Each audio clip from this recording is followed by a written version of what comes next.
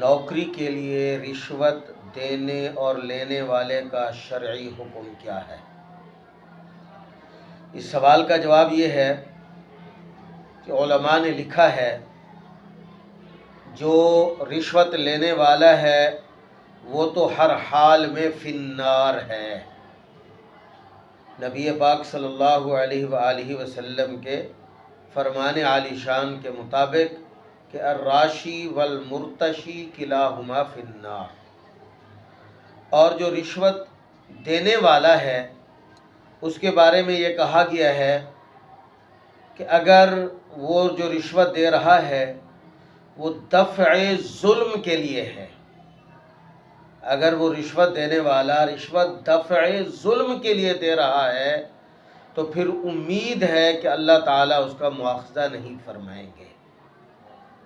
باقی جو نوکری کے متعلق پوچھا گیا ہے تو اس کی تفصیل یہ ہے کہ اگر یہ شخص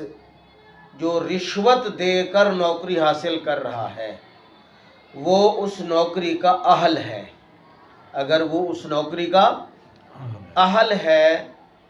اور جو کام اس کے سپرد کیا جاتا ہے وہ اس کو ٹھیک ٹھیک انجام بھی دیتا ہے، تو پھر وہ جو اس نوکری کی تنخواہ لے گا وہ تنخواہ اس کے لیے حلال ہوگی، اگرچہ رشوت کا وبال ہے اس پر بھی۔ اور اگر نوکری جو رشوت دے کر نوکری لے رہا ہے وہ اس نوکری کا اہل ہی نہیں ہے، وہ اپنے اس کام کو جو اس کے سپرد کیا جاتا ہے وہ اس کو سر انجام نہیں دے سکتا ہے ٹھیک ٹھیک، تو اس کی تو سرے سے تنخواہ ہی حرام ہے، اس کی سرے سے تنخواہ ہی حرام ہے۔ میں ہسپتال میں گیا،